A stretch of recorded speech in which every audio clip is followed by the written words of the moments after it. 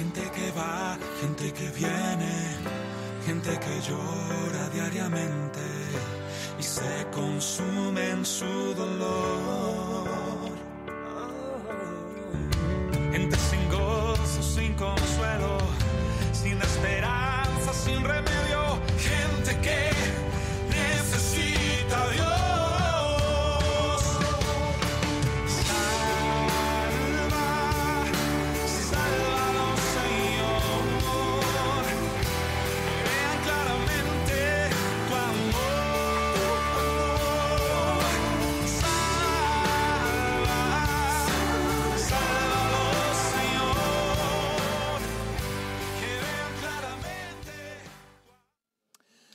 Hola queridos amigos, bienvenidos a Sálvalos, su programa favorito. Hoy en nuestro 69º programa estamos encantados de estar un día más aquí con ustedes y seguro que vamos a tener un día tremendo con muchas cosas que vamos a poder aprender hoy y obviamente, como siempre les decimos, para nosotros lo más importante no es la audiencia, los niveles de audiencia, es usted. Son ustedes lo más importante para nosotros y queremos que este programa pueda ser de bendición para su vida. Ese es nuestro deseo. No nos mueve otro deseo salvo el que usted sea bendecido a través de este programa. Les damos la bienvenida a todos los amigos que se incorporan hoy, que por primera vez nos ven, que han oído por ahí alguna vez, que estamos saliendo o que han recibido alguna invitación y están por primera vez en este programa viéndonos ahí, así es que muy bienvenidos. Saben ustedes que en este programa nos gusta interactuar con ustedes, nos gusta que nos llamen, nos gusta que llamen por teléfono, puesto que tenemos un equipo ahí tremendo esperando sus llamadas y nos compartan si tienen alguna necesidad, porque al final del programa normalmente vamos a tener un tiempo para orar con ustedes y orar por ustedes y juntos pedirle al Señor por sus necesidades y también oraremos por aquellos que están pasando por problemas de enfermedad. Sabemos que nuestro Dios es un Dios que sana y nosotros queremos honrarle también confiando en Él y orando por aquellos de ustedes que así lo pidan o que simplemente tengan fe para poner su mano ahí donde esté la enfermedad. En nuestro programa de hoy lo que vamos a tener como tema del día es la joya literaria del siglo de oro, la Biblia del oso. Y vamos a hablar sobre ello y para eso hemos tenido un invitado especial que Carmen después nos va a presentar. Como iglesia del día, hoy no traemos una iglesia, pero sí traemos una institución que se llama el Centro de Estudios de la Reforma. Y nuestro querido historiador, que va a ser presentado a continuación, está retrasándose un poquito, pero en breves momentos estará con nosotros, Gabino Fernández. Él es el director de esta institución y él hoy nos va a presentar su institución, nos va a hablar de ella y qué es lo que hace. Y además tenemos en nuestra sección, nuestra nueva sección de esta temporada, que es Noticias Extraordinarias. Hoy tendremos a Raúl con nosotros, que nos va a traer diferentes noticias que seguro que a todos nos van a gustar. Y tenemos también, unos amigos que vienen a cantar hoy en directo aquí en el plató, Itzel y Ana, acompañados de Samuel al piano. Así es que tenemos por delante un programa muy completito y confiamos en que le guste, así es que no se mueva del asiento, quédese con nosotros porque vamos a empezar ya. Carmen nos va a presentar a los amigos, pero no antes de que yo les diga que les habla Manuel Cerezo, pastor de la Iglesia Evangélica Las Águilas. Ahí tienen la foto de nuestra iglesia, está ya casi totalmente terminada y les invitamos a participar con nosotros los días que vienen en pantalla, especialmente domingos por la mañana, que es nuestro culto de celebración. Será usted muy bienvenido si se anima a ir por ahí. Si usted no va a ninguna iglesia evangélica, puede acercarse y pasar con nosotros durante esos días que estamos ahí. Así es que llámenos, estamos esperando ya desde ya sus llamadas, no lo deje para el final y Carmen nos va a presentar directamente a los invitados de hoy. Adelante, Carmen. Pues sí, en un programa más, en una semana más, tengo el gusto de saludar y presentar a nuestros invitados del programa de hoy. En primer lugar, José Luis Andabert, bienvenido. Muchas gracias, Carmen, encantado de estar con vosotros. Pues sí, nos gusta tenerte en el programa, por eso queremos invitarte lo más posible, siempre que tus posibilidades te lo permitan. Claro que sí. José Luis es teólogo biblista y director de la Sociedad Bíblica de España. Es muchas otras cosas más, pero en el día de hoy viene a traernos información y palabras sobre el libro más importante de todos los libros, la Biblia. Tenemos también con nosotros a nuestro querido historiador Gabino Fernández. Bienvenido, Gabino. Muchas gracias. Respira, relájate, ya estás en casa, ya estás con nosotros y es una alegría tenerte un día más. Gracias. Muchas gracias. Él es director del Centro de Estudios de la Reforma. Y también tenemos a Raúl Gallardo con nosotros. Bienvenido, Raúl. Gracias, es un placer estar aquí. Gracias por las noticias extraordinarias que nos vas a traer hoy. Te escucharemos con atención. Aquí están nuestros invitados. Bueno, pues gracias, Carmen, y gracias a todos por estar un día más con nosotros. Y nada, vamos a pasar ya directamente a escuchar la primera canción de nuestros queridos amigos Itzel, Ana y Samuel.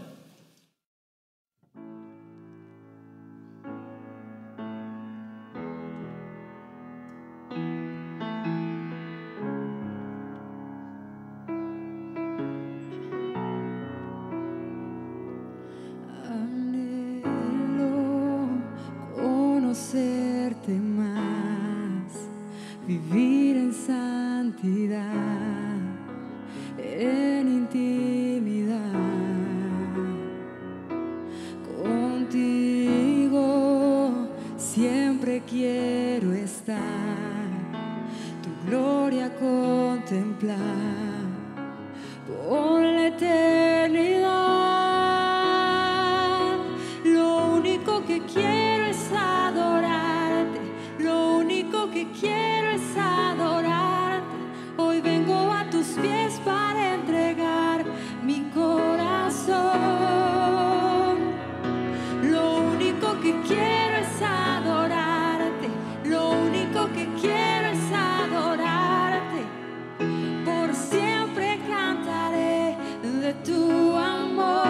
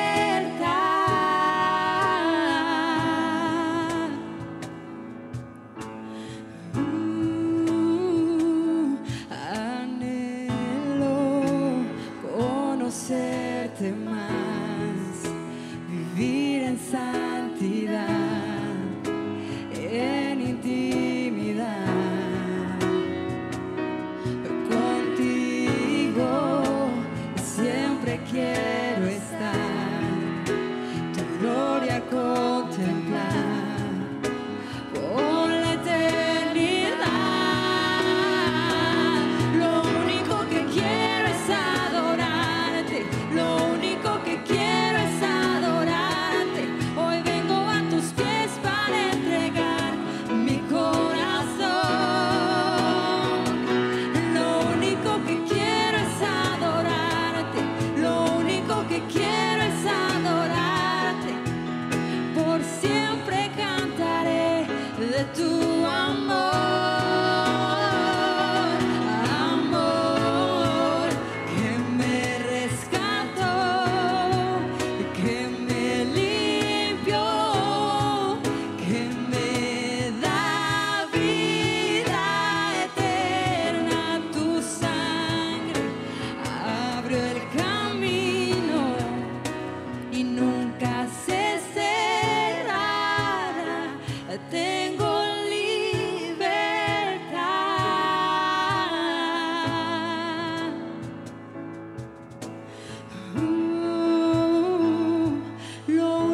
que quiero es adorarte, lo único que quiero es adorarte.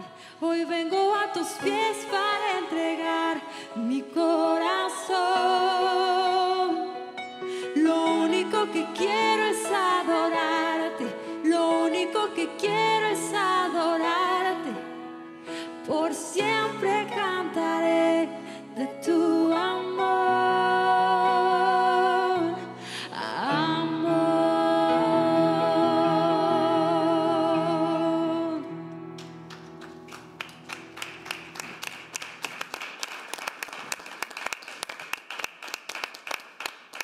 Gracias, muchas gracias, Samuel, Itzel, Ana.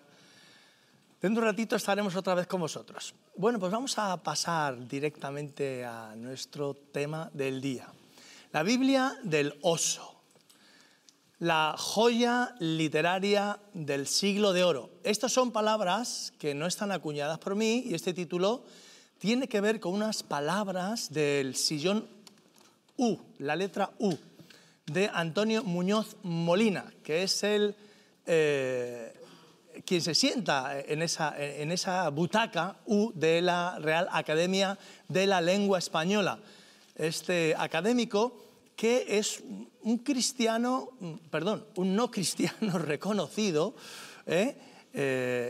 pero que él decía que al ponerse delante de esta Biblia no podía por menos que definirla como la gran joya del siglo de oro desconocida para los españoles. Por lo tanto, en base a esa frase que leí de una entrevista que le hicieron no hace mucho tiempo, pues he extractado, José Luis, el título de este tema del día. Y como somos apasionados de la Biblia, y queridos amigos, ustedes nos van a oír hablar de la Biblia y de las diferentes Biblias, mejor dicho, versiones o traducciones, con diferentes formatos, etcétera, etcétera, pero la palabra de Dios siempre, la Biblia, y sin tanta diferencia como algunos quieren hacer ver. En este caso, hoy vamos a hablar con José Luis. José Luis, ¿tú estás de acuerdo con esa declaración de Antonio Muñoz Molina? ¿Qué te parece? Hombre, evidentemente sí, matizando que la Biblia del oso es una de las joyas literarias del siglo de oro español. Por ello se le denomina a ese siglo el siglo de oro español, porque efectivamente el siglo XVI da a las letras españolas, quizás es una de las épocas de mayor esplendor en la literatura española. Y podríamos decir, en honor a la verdad, que bueno, hay otro texto literario del siglo de oro español que sin duda brilla con excelencia, no solamente en lengua española, sino traducido a multitud de lenguas también, como es el Quijote. Es decir, hablar del siglo XVI y no hablar del Quijote sería una herejía. Bueno, ¿no? pero es como hablar del siglo XVI y no hablar de la Biblia del oso. Exactamente, a eso voy. Exactamente. Nosotros podríamos decir que efectivamente lo que el Quijote es a las novelas de caballería y es a la literatura de la época de la mano de Miguel de Cervantes, es lo que significa la Biblia del oso para la literatura que podríamos denominar de espiritualidad. La Biblia del oso efectivamente es un monumento de la literatura. Además porque en este texto confluyen no solamente una prosa hermosa como podría ser el Quijote, sino que en el texto de la Biblia del oso, que como todos sabrán, y si no pues ahora lo conocerán, es una traducción del texto bíblico desde los originales en hebreo, en griego y en arameo, traducido o vertido a la lengua española. La primera vez que la Biblia se traduce completa en español y se publica, porque había otras traducciones, algunas del Nuevo Testamento, otras del Antiguo Testamento, otras del Salterio, la Biblia de Ferrara, por ejemplo, anterior a la Biblia de Cassiodoro de Reina.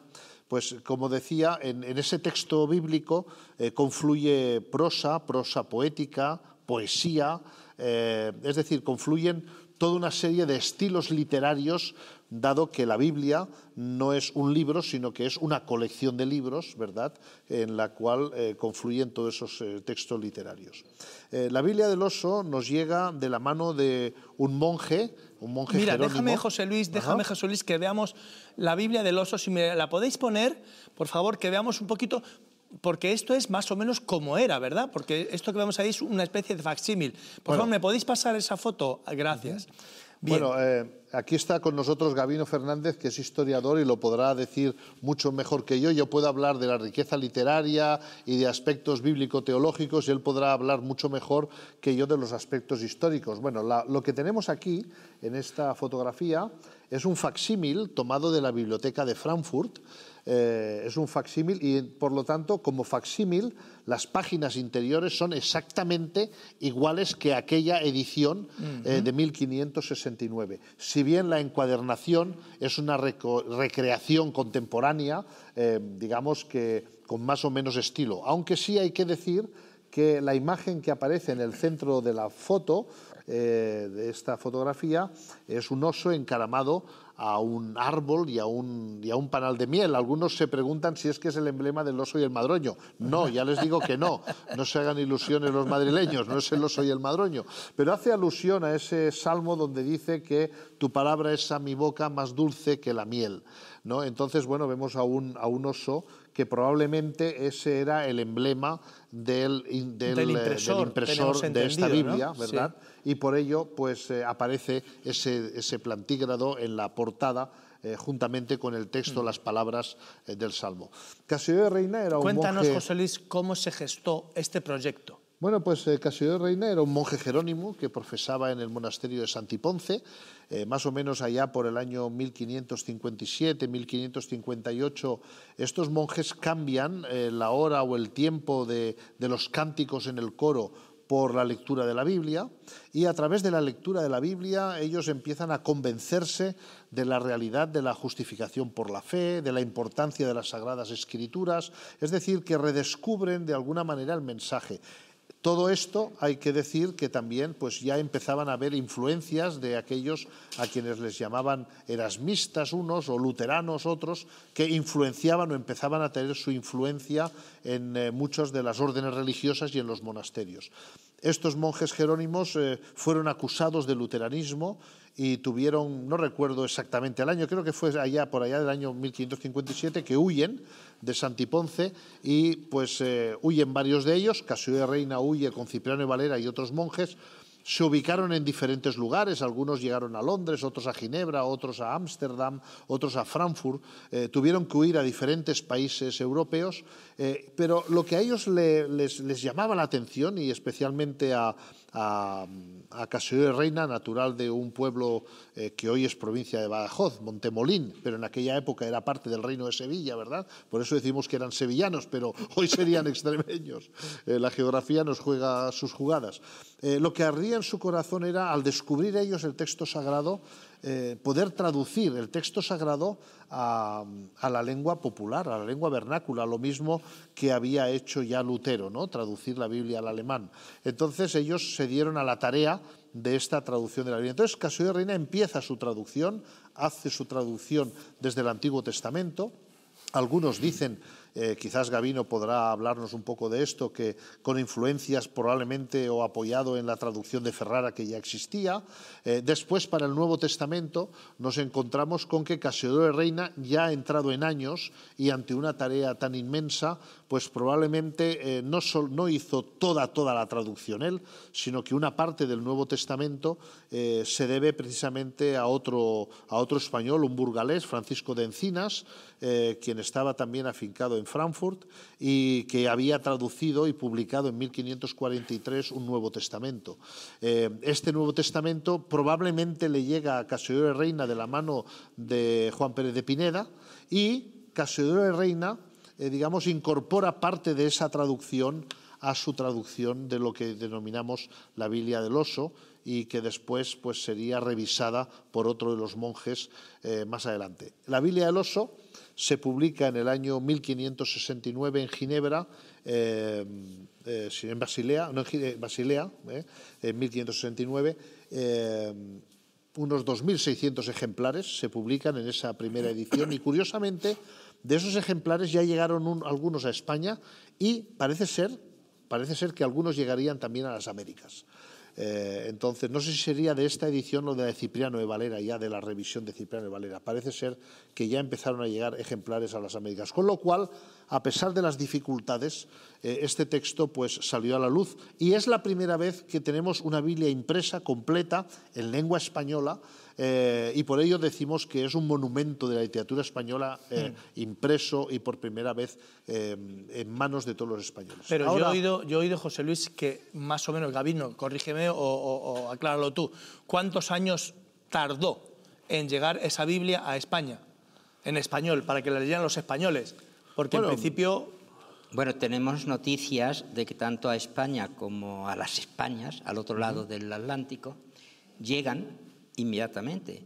Incluso un documento reciente, pese a que el final, el colofón de la Biblia, no es porque hay esa resonancia.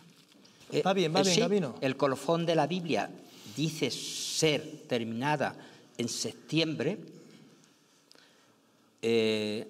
Lo cierto es que ya a principios de agosto hay un envío directamente de Casiodoro de Reina a algunos de sus amigos. Fue un cálculo, como ocurre en la imprenta, pensamos que vamos a terminar el trabajo en tal, y se compone, y Máximo entonces que era más lento. Por lo tanto, es interesante que hasta donde podamos decir, el primero que empieza a distribuir la Biblia del Oso es su propio traductor. Ajá. Cuando ya avanzado el siglo XVII, su esposa, que le sobrevive, y hay un resto de edición todavía, como estaba muy vigilada y se podía identificar fácilmente, hasta un analfabeto podía denunciar una Biblia que tenía un oso en la portada, entonces se cambia el emblema por el caballo alado de la mitología griega, Mira, mientras se mantiene todo igual, incluso que está terminada en septiembre. Lo único que cambia, para despistar, es, por supuesto, se mantiene el texto de Isaías 48, que está a la cabeza de ese emblema, la palabra del Dios nuestro permanece para siempre, que está en hebreo y en castellano, cosa que mantiene en la revisión Cipriano de Valera, pero debajo pone 1622. Son escasísimos porque era pequeño el número, pero esto es un plus, el que tiene una Biblia del oso sin el oso, y eso es lo que le entendió el rector de la Universidad de La Laguna, cuando en una de las visitas por allí, yo le mostré que en su biblioteca excelente tenía un ejemplar de la Biblia que en mi segundo libro yo pude publicar esa portada donde es un caballo alado de la mitología.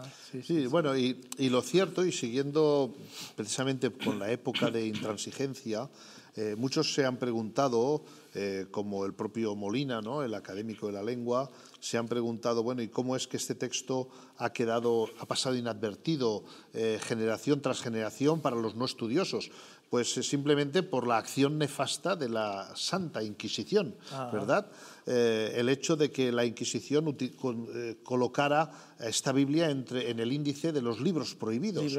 No solamente eran quemados, sino era castigado aquel que se encontraba con un ejemplar de estas escrituras, ¿no?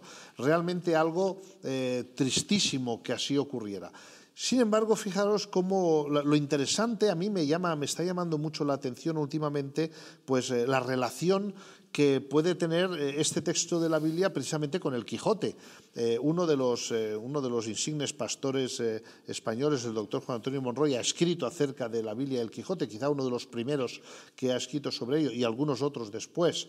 El hecho de que Miguel de Cervantes utilizara tantas citas del texto bíblico, algunas citas directas, otras parafraseadas, otras, dando a entender el texto bíblico. Nos encontramos con muy diferentes ocasiones en las cuales las citas pareciera que pudieran ser de un texto de la Biblia del Oso. algunos dicen que no. En algunos casos el texto es casi igual, en algunos casos un poco diferente.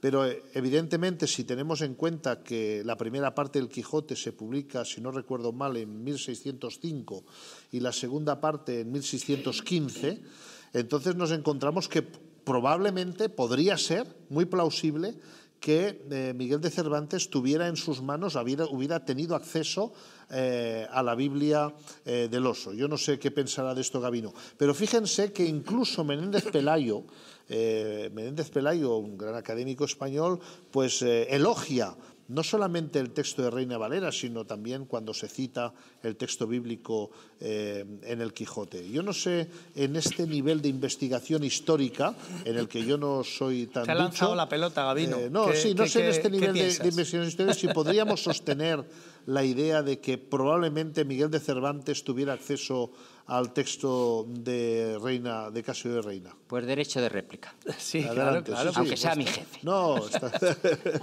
Bien, hay una investigadora judía de la Universidad de Jerusalén que por ese mismo hecho confesional se ha centrado en el Antiguo Testamento y ella sospecha y propone que efectivamente Casiodoro de Reina tuvo delante la Biblia del Oso. ¿Por qué no puede ni Ruth, que es su nombre, la investigadora, que es una especialista en las traducciones castellanas medievales y en las del siglo de oro de España, ¿por qué no se atreve a la afirmación? Pues muy sencillo. Debido a que el primer libro prohibido en los índices eran las traducciones a las lenguas vulgares, por lo tanto, las traducciones castellanas, mientras que las citas que hay latinas, 20 contra 400 en el Quijote, mientras las citas latinas son literales y solamente abres la Vulgata y ya está, no hay ninguna duda, no hay que especular de dónde la ha tocado. Las citas y en esto la investigadora judía ha estado muy interesada en rastrear la Biblia de Ferrara, la Biblia del Oso, la revisión de Valera, era claro que tenían que ser desfiguradas. Eso es lo que llamamos paráfrasis, claro, porque automáticamente caería en la condenación. Mi propuesta... Sobre todo el problema de que la Inquisición pudiera sospechar habría, de sus fuentes, ¿no? Habría impedido que circulara el libro. Mi propuesta un poco más audaz, aunque estoy solo como Don Quijote, en una llanura interminable, plagada de bandidos y malandrines que maltratan a las mujeres, a los niños, y luego cuando se va a Aragón pues se ríen los marqueses, pues yo estoy defendiendo una tesis bastante audaz, y es que efectivamente creo que él manejó estas traducciones, pero también manejó las traducciones de Juan de Valdés. En los muchos años que estuvo en Italia, y la sorprendente, para mí no hay forma de explicar esto, la sorprendente número de citas del Evangelio de Mateo, que un lego, como era Cervantes, o las citas que hay de Primera a Corintios, que es un libro que todavía nos sigue dando a nosotros problemas, para mí solamente la explicación de que efectivamente estaban esos libros editados allí, porque que cite 15 capítulos de Mateo y el doble de versículos, y en el caso de 1 Corintios se puede decir más o menos el mismo tanteo, y de su atento e interesado deseo de hacer esto notable, es que cita más de 50 libros de la Biblia. Y por eso consideras que citará a Valdés. Sí, probablemente, es muy plausible, sí. Porque desde luego en el siglo XVI circulan diferentes traducciones del texto bíblico. Y sobre todo hay que tener en cuenta que estamos hablando del siglo XVI, donde las personas que tienen acceso a la cultura y a la lectura es muy limitado. El índice de analfabetismo es altísimo. Claro. Con lo cual, aquellos pocos círculos de personas que tenían acceso al texto bíblico, efectivamente eran personas ilustradas, personas que podían leer y escribir, ¿no? Ahora es interesante, y creo que es muy importante también recordar a nuestra audiencia, que la Biblia del Oso, cuando se hace una edición del texto bíblico que incluye no solamente los textos hebreos del Antiguo Testamento, también incluye los textos griegos de la Septuaginta, es decir, lo que en la tradición protestante se llaman los libros deuterocanónicos o apócrifos. Se llama el segundo canon porque es el segundo canon hebreo, es decir, el primer canon hebreo es el propiamente escrito en hebreo y el segundo canon hebreo es la traducción que del texto hebreo se hace en el siglo II a.C. por Ptolomeo para poder alcanzar a los judíos que viven en la diáspora y que ya no hablan el hebreo sino que hablan el griego, y por lo tanto para que tengan acceso al texto griego se hace la traducción del Antiguo Testamento, y en esa traducción se incluyen una serie de libros, los libros deuterocanónicos del segundo canon o del canon largo que algunos denominan, ¿no? Esos libros están en la Biblia del Oso y están además mezclados con los libros hebreos como se hacían las ediciones en la época. No será hasta el año 1602 que otro compañero de monasterio, Cipriano de Valera, hace una revisión de la Biblia del Oso, la que luego se conocerá porque lleva, bueno, o algunos conocemos hoy en día, no es que históricamente se le llamara así, pero hemos empezado a llamarla hace no mucho tiempo la Biblia del Cántaro, porque aparece en el anagrama del editor unos aguadores con unos cántaros, ¿no? El agua viva del Evangelio. Entonces, bueno, en ese texto por primera vez se hace la edición del texto bíblico separando los libros apócrifos, ¿verdad? Y colocándolos en una sección propia después de los libros hebreos. Y así pone Cipriano de Valera una nota al cristiano lector, le pone una exhortación explicando acerca de cuál es el contenido y el valor de esos libros. Realmente lo que hace Cipriano de Valera es lo mismo que hizo Lutero. Lutero dijo, bueno, en cuanto al Antiguo Testamento, si ahora definimos que las Escrituras son la única norma de fe y conducta para el cristiano, porque evidentemente en la Reforma se redescubre el texto bíblico como autoridad y digamos de alguna manera en confrontación a la autoridad papal, la autoridad ahora va a ser la sola Escritura y no la autoridad de la Iglesia, el magisterio de la Iglesia tiene que someterse a la Escritura y no al revés, pues efectivamente cuando él hace este texto dice, bueno, ¿y qué Biblia? Entonces dice, bueno, pues para el Antiguo Testamento el mismo canon que los hebreos decidieron que fuera su canon en el concilio de Jamnia en el año 100, solo los libros hebreos. Entonces, y los libros griegos son útiles para la historia, para la cultura, para la moral, pero no para formular doctrina. Y así Cipriano de Valera publica su edición de la Biblia del Cántaro, la revisión de la Biblia del Oso, separando esos libros. Y será en el siglo XIX cuando las comunidades evangélicas deciden definitivamente en sus ediciones para el culto y para la vida devocional no publicar sus Biblias con los libros deuterocanónicos o los libros apócrifos, sino excluirlos. Entonces, lo que diferencia una edición tradicionalmente católica de la Biblia de una edición protestante, por así decirlo, aparte de las notas doctrinales que puedan diferenciar una u otra, pero eso no forma parte del texto bíblico, es la inclusión o no de los libros deuterocanónicos, que para los protestantes no es que sean malditos o que sean diabólicos, claro. No. Nosotros creemos que son útiles para la literatura, para la lectura devocional, incluso para la historia, claro. Para la piedad, pero no para formular doctrina, puesto que las comunidades judías no los reconocieron como canónicos en Palestina.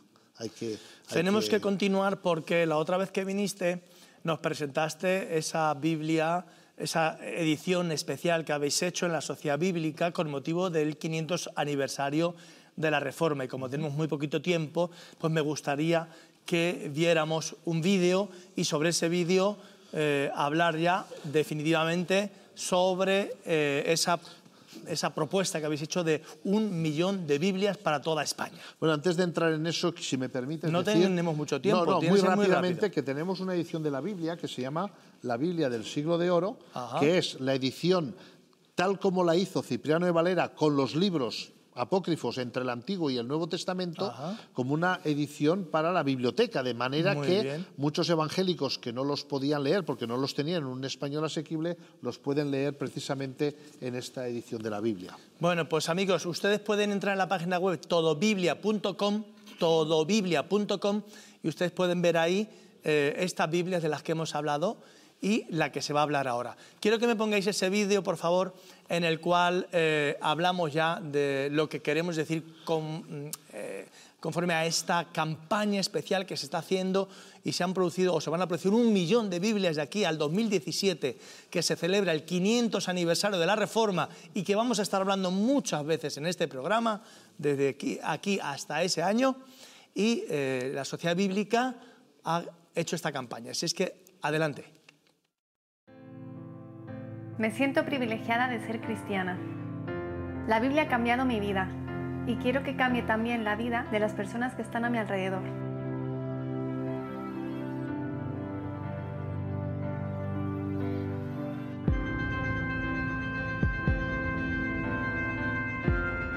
Por ese motivo, oro por ellos y les regalo esta Biblia.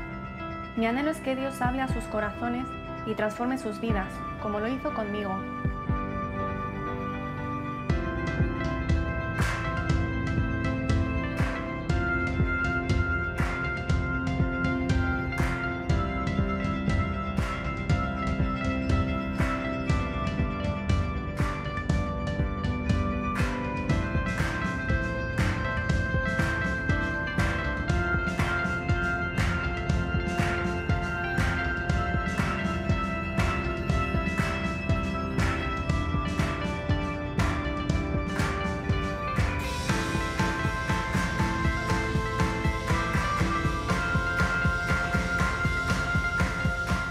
De razones que dar acerca de mi fe y mi esperanza.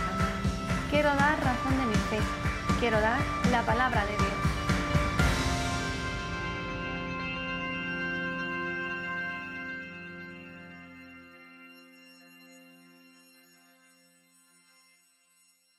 Muy bien, pues José Luis, cuéntanos esa campaña que ha dicho esta joven en el vídeo, 1 millón de razones. Cuéntanos. Bueno, pues muy rápidamente, porque sé que el tiempo en televisión es oro, esta edición de la Biblia es una edición de la Biblia de Cassiodoro de Reina y Cipriano de Valera, conocida como Reina Valera. En el año 1517, con motivo de la Reforma, se redescubre el valor de la Biblia y la Biblia pasó a ser no solamente el corazón de la Reforma, sino el corazón de Europa, en sus valores, en su moral, en su ética, etc. Entonces, nosotros hemos pensado que la mejor manera que podemos tener para celebrar el 500, o si no celebrar, conmemorar, recordar el 500 aniversario de la Reforma, sería hacer lo mismo que pretendieron los reformadores, que cada persona pueda tener su propia Biblia en una lengua que pueda entender. Y por lo tanto nos hemos planteado que en un país como España, donde tantísimas personas desconocen la Biblia, que pudiéramos ofrecer la posibilidad de que cada cristiano pueda adquirir una Biblia, 5 Biblias, 10 Biblias para regalar a sus amigos y a sus conocidos. Y hemos decidido que sea la Biblia de Reina y Valera. No es el lenguaje más actual, ¿verdad? Es un lenguaje clásico, pero lo que queremos es no solamente regalar la Biblia, sino la Biblia como libro espiritual, sino además entregar un libro que tiene que ver con la cultura española, de manera que reivindiquemos o de alguna manera hagamos justicia a estos grandes escritores, traductores como fueron Cassiodoro de Reina y Cipriano de Valera, les hagamos justicia difundiendo este texto que es una obra clásica del siglo de oro español. Y España es uno de los países más ignorantes en cuanto a la Biblia. El otro día estaba escuchando en la radio un programa de fútbol, El Larguero, y estaba escuchando y alguien estaba hablando acerca de un programa, estaba hablando de algo y dice, sí, porque como dice la Biblia, creced y multiplicaros. Dice, además, lo dijo Jesucristo. Es decir, con esto ya tenemos nosotros una imagen, ¿verdad?, del grado de conocimiento. Bueno, pues esta acción pretende no solo conmemorar la Reforma, el redescubrimiento de la Biblia, sino volver a colocar la Biblia en el corazón de nuestra sociedad, para que nuestra sociedad, para que los españoles podamos latir con el corazón de Dios, con la palabra de Dios. Muy bien. ¿Este proyecto está también en todobiblia.com? Este proyecto lo pueden encontrar en la página web 1 millón, el 1 con un 1, unmillonderazones.com, o entrar en la página web de sociedadbiblica.org www.sociedadbiblica.org. Ahí pueden encontrar más información. Pero creo que Gabino quiere comentar algo sobre esto. Pero no tengo tiempo, Gabino, lo siento. Me lo descuenta. Luego te lo descontaré del otro a ti. En el juicio final. Felicidades a la Sociedad Bíblica, porque cuando después de 300 años por primera vez se publicó esta Biblia, concretamente por la Sociedad Bíblica en Madrid, se tardaron 7 años para que pudieran estar publicados 1 millón. Si vosotros lo vais a hacer en 2, maravilloso. Vamos a intentarlo. Gracias por la postilla, Gabino. Muy bien, pues nada, vamos a oír a Carmen con esa reflexión que tiene y no se olviden, nosotros somos totales difusores de la Biblia. Así es que anímense, obtengan estas Biblias. Me voy a permitir el lujo, José Luis, yo sé que tú no lo harías porque, oye, es tu casa, pero yo sí. Venden estas Biblias en packs de 5 por 15 euros, a 3 euros cada Biblia de estas. Haga usted como la joven del vídeo, compre 10 Biblias de aquí al 2017 y regálesela a sus amigos. Carmen, por favor, haz la reflexión. Y no se olviden de llamarnos, estamos esperando sus llamadas. Adelante. Bueno, como lectora amante del texto bíblico, de la palabra de Dios, en esta noche, en este momento, en este programa, estoy encantada de escuchar lo que se está diciendo, lo que se está hablando de la traducción del texto bíblico, de su distribución a lo largo de la historia de los años a tantas diferentes lenguas y a esta celebración que vamos a tener, a este esfuerzo de extender y hacer llegar la palabra de Dios a más personas que lo puedan disfrutar como yo lo estoy disfrutando. ¿Por qué disfrutamos tanto de la palabra de Dios? ¿Por qué tiene este valor tan grande? Vamos a dejar que la misma Biblia se exprese y hable de sí misma. Lo haremos con el Salmo 119, versículo 72. El salmista define aquí al texto bíblico de esta manera: mejor me es la ley de tu boca que millares de oro y plata. No que unas cuantas monedas, sino que millares de oro y plata. Qué riqueza tan grande nos puede dar el oro y la plata. Esa riqueza es superada por el texto bíblico. ¿Qué es ese texto que toca nuestra alma, que toca nuestro espíritu y que aún toca, vivifica, renueva y sana nuestro cuerpo? Sigámoslo viendo en el versículo 133 de este mismo Salmo 119. Versículo 133. Dice así: ordena mis pasos con tu palabra y ninguna iniquidad se enseñoree de mí. Es decir, que la palabra de Dios puede ordenar nuestra vida, nuestros pasos. Es como un GPS que nos lleva a nuestro destino, al destino deseado en nuestro recorrido por la vida, en nuestra existencia. Conocerla nos da sabiduría. Sabiduría que no es solo inteligencia, que no es solo conocimiento.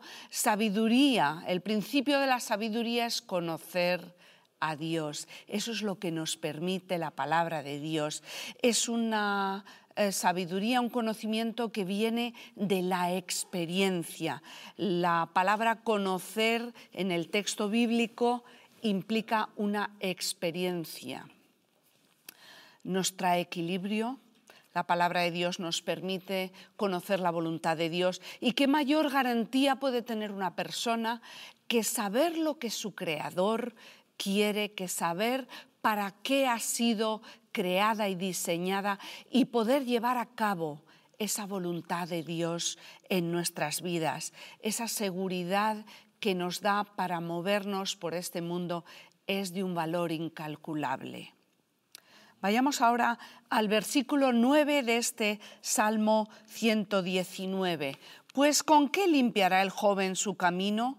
Con guardar tu palabra. Esto es aplicable para cualquier edad en la vida, pero un joven que está formándose, que está tomando elecciones, qué mejor forma de elegir cuando está bien asesorado por la verdad divina, por la palabra de Dios. Y ya para cambiar de libro, vamos al libro de Proverbios, capítulo 4, versículo 22,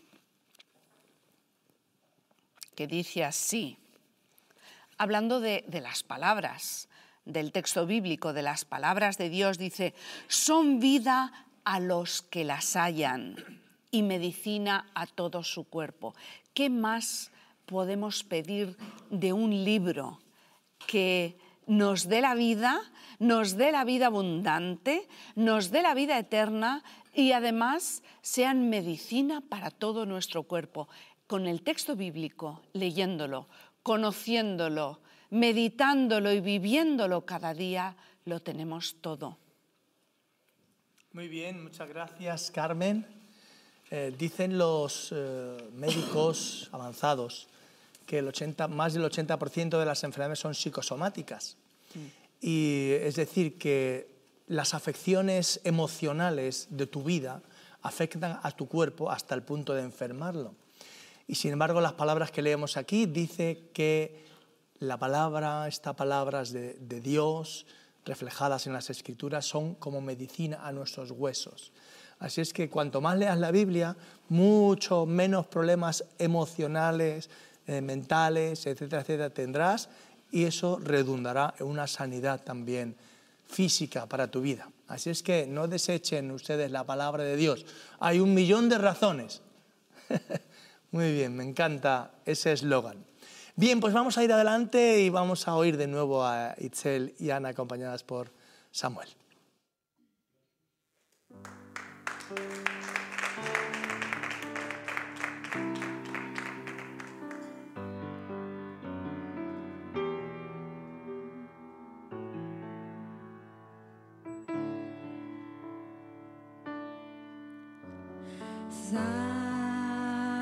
Santo, Santo, toda la creación te adora.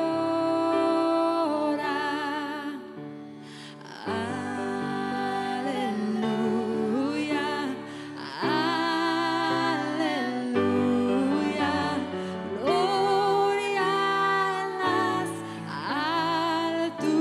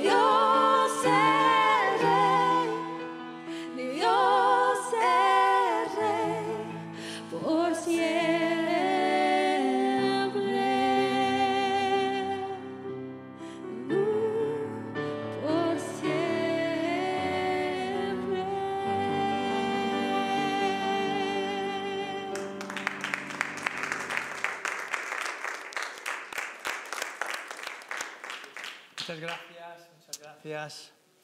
Bueno, Gabino, cuéntanos quién es nuestro personaje ilustre, protestante ilustre de hoy.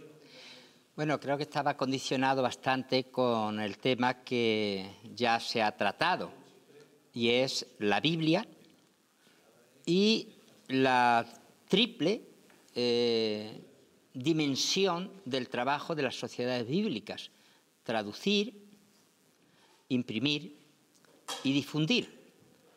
Y si alguien en la historia, y concretamente aquí en la ciudad de Madrid, en toda la península ibérica, también en el norte de África, y antes en Rusia y en Manchuria, y luego, pues a través de lo que él escribió, ese alguien es Jorge Borrow. Él llega a mediados de enero de 1836 a Madrid. Se aloja en una callecita pequeña, hoy desaparecida, en una de las ampliaciones de la Puerta del Sol, la calle Zarza, y allí empieza a planear el trabajo que le va a llevar 4 años intensos, no solamente viviendo en Madrid, sino visitando Andalucía varias veces, toda la parte noroeste. Él, entre otras cosas, desde ese lugar tan próximo, como ya se nos puede recordar en una imagen moderna de la Puerta del Sol, va influido, creo que como el mismo gran apóstol Pablo, por aquellas palabras de Jesús de ser testigos hasta lo último de la tierra. Él planea con mucha ilusión, con alto riesgo, el viaje a Galicia, pasando naturalmente por toda Castilla, León, hasta llegar en circunstancias asombrosas al famoso cabo de Finisterre, donde empieza la Costa da Marte para los gallegos y donde él realiza parte de esas tareas. Él, fundamentalmente ahora en esta evocación, vamos a recordarlo aquí en Madrid y vamos a seguir viendo algunas imágenes que forman parte de lo que en el trabajo del Centro de Estudio de la Reforma, que son las rutas históricas, es la ruta Jorge Borrow en Madrid. Vosotros podéis tener la imagen ahora de 2 libros superpuestos. En primer lugar, en inglés, es su texto relatando sus aventuras y desventuras en Madrid principalmente, también algo en Portugal, la Biblia en España. Es un libro emocionante, un ejemplo modélico de libro de viajes, una mezcla de historia, de ficción y desde luego siempre apasionante. Detrás de la primera imagen que está superpuesta sobre otro libro se ve la portada de la primera traducción al castellano, bastante tardía. Manuel Azaña, que va a ser el traductor de esta obra, decía que no hablaba demasiado bien del interés por la literatura y de los retratos que otros podían hacer de nuestro país, pues que este libro hubiera estado encadenado para muchos españoles a la lengua original en la que lo escribió Jorge Borrow, que lo hizo en inglés, pero podía haberlo hecho en las 20 lenguas que hablaba, aunque hay quien dice que hasta podía leer parte en medio centenar de lenguas distintas, desde aquella que él más presumía haber conocido, el antiguo irlandés, el galés, el sánscrito, obras clásicas como el latín, el hebreo, el griego y actualmente casi la totalidad de las lenguas europeas. En ese libro, en la traducción castellana de 1920, en 3 volúmenes, se puede disfrutar. Más tarde, cuando la censura franquista le sigue siendo incómodo distribuir un libro o que se distribuya un libro como este, va a estar inlocalizable. Siguen haciéndose, naturalmente, ediciones en inglés, en francés, en alemán, en ruso, Incluso en Estados Unidos, nada más salir en 1843, empiezan a aparecer las ediciones piratas, pero la verdad es que ese libro va a ser en 1956 de nuevo traducido y difundido en castellano. Lo va a hacer Elena García Ortiz con la editorial Fama de Barcelona, pero a la hora de dar una conferencia que tuve que dar en Alcalá de Henares sobre la relación de este británico con el que vamos a recordar luego como presidente de la Segunda República Española, al Manuel Azaña, al cotejar para ver cómo una mujer traducía los textos sensibles al elemento femenino, noté que se habían mutilado varios pasajes. Vamos a ver una imagen porque afectaba, esta es ya la imagen de la Puerta del Sol ya ampliada, tal como la conocemos nosotros, aunque todavía no estaba el rey Carlos III en su caballo, ni el oso al lado de su madronio, pero es la misma. A la izquierda, donde están estos tenderetes, sería la calle Zarza, pero luego pasó a otra calle que después vamos a ver un ángulo. Vamos a ver si pasamos otra imagen para que veáis una de los lugares que visitó Jorge Boro. Estaba viviendo en la calle Santiago, que está entre el Palacio Real, la Puerta del Sol y la Plaza Mayor. Allí fue detenido Jorge Boro porque ya estaba distribuyendo la Biblia no solamente en castellano, que era un atrevimiento, pero es que también lo había hecho en caló, de traducción propia, y lo estaba haciendo en euskera, con una edición de una traducción Oteiza, un médico vasco en la Villa y Corte. Esto había gente que no lo podía tolerar, así que lo detuvieron y lo llevaron a la cárcel real. Era lo que es hoy la sede del Ministerio de Asuntos Exteriores, pegado a la Plaza Mayor. Y él recuerda, al cruzar la Plaza Mayor, que allí se habían celebrado autos de fe.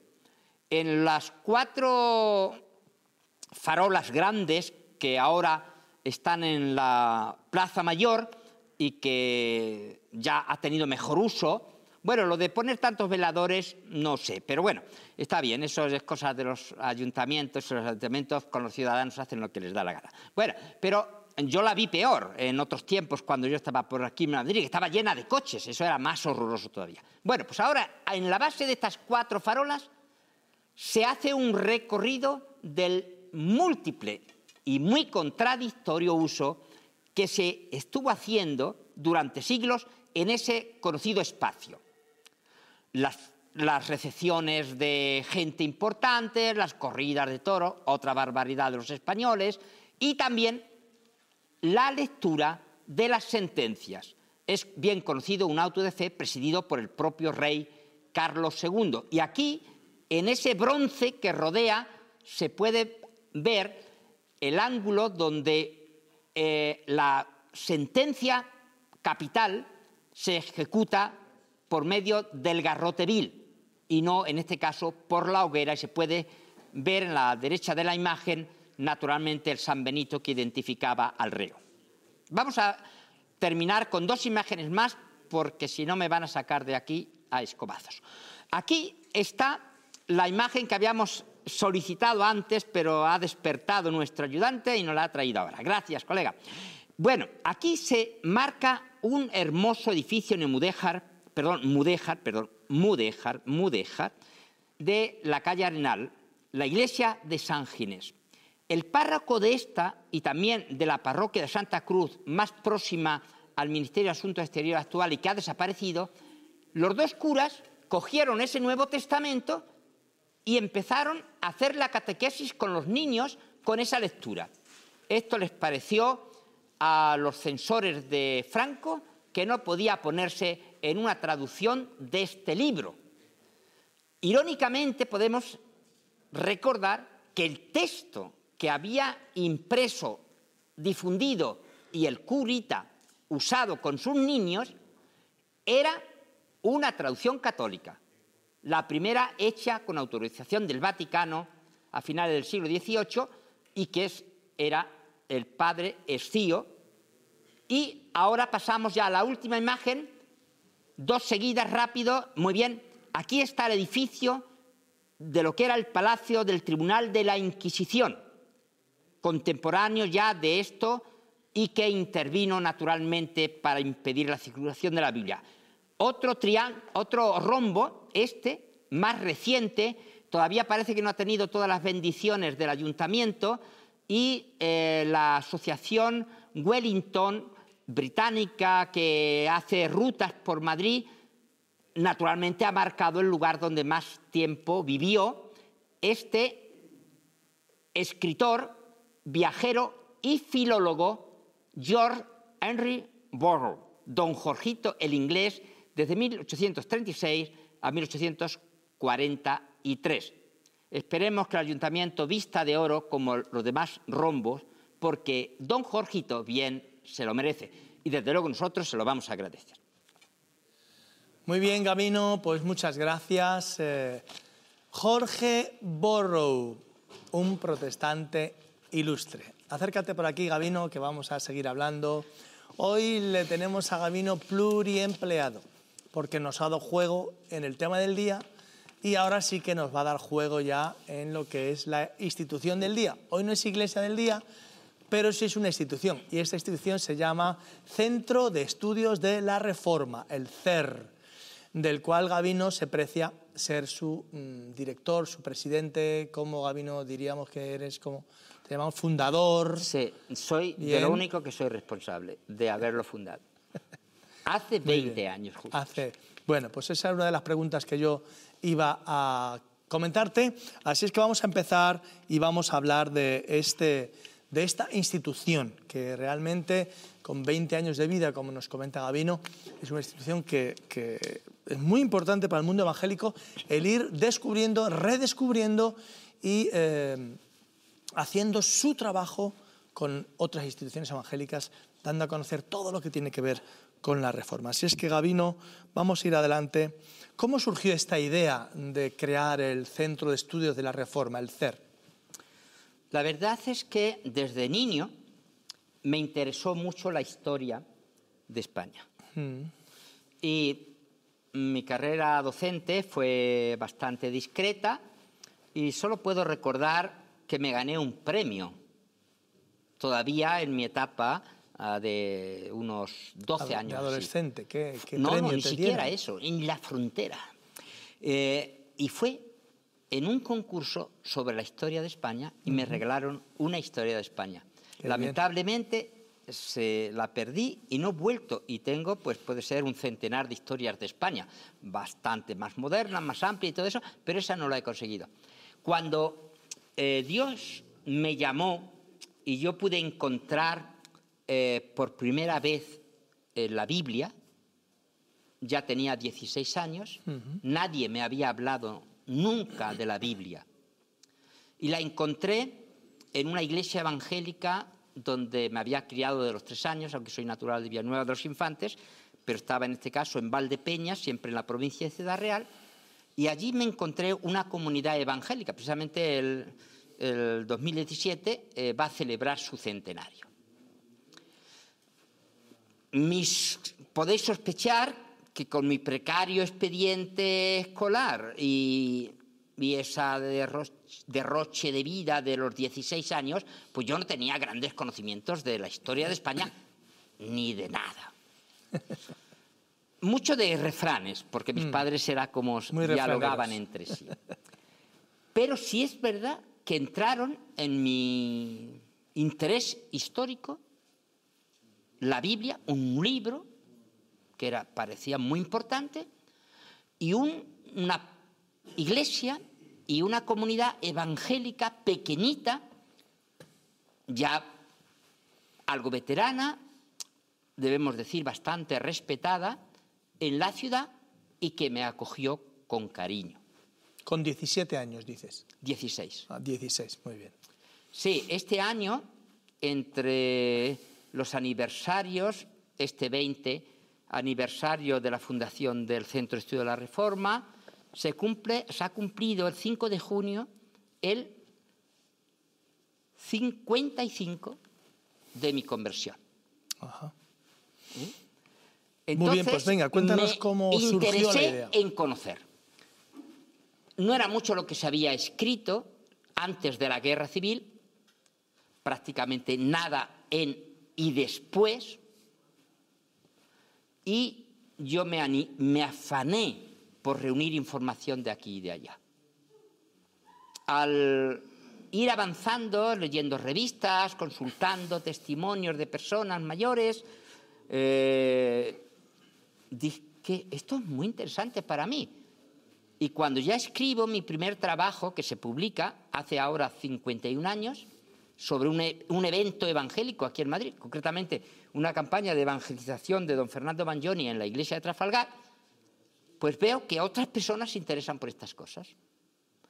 Eso me anima a seguir investigando, a seguir escribiendo, y luego, con ocasión del despertar por las cosas propias de la tierra, de la gente donde uno está, pues llego a apreciar que gente fuera de las iglesias evangélicas, por el hecho de que yo he llegado al conocimiento de hechos, de personajes, de un legado literario desde el siglo XVI, de una categoría que, aunque estaba en el olvido, en el desconocimiento total, no era por mérito propio de los autores, aunque podíamos bromear diciendo que podía sorprendernos que ese desconocimiento, cuando en los índices de libros prohibidos todos nuestros autores aparecían como autores de primera clase.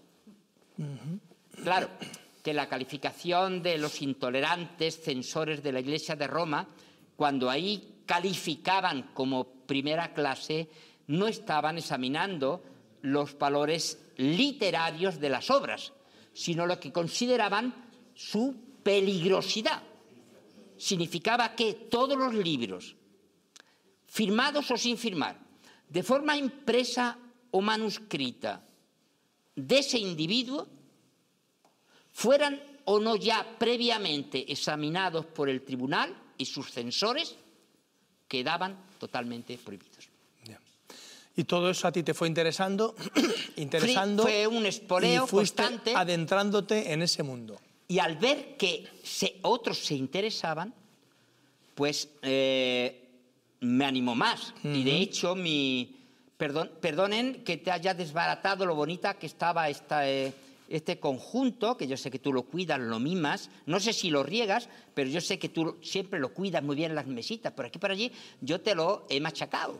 Pero es que tú me dijiste, trate todo lo que has escrito. Y es verdad que no he conseguido reunir todo lo que yo tenía escrito. Digo, pero bueno, por lo menos para que vean algo. Vale, esa ha sido la razón. Bueno. ¿Estoy perdonado? Oye, estás perdonado. Oye, vamos a ver, ¿cuáles son los objetivos del Centro de Estudios de la Reforma?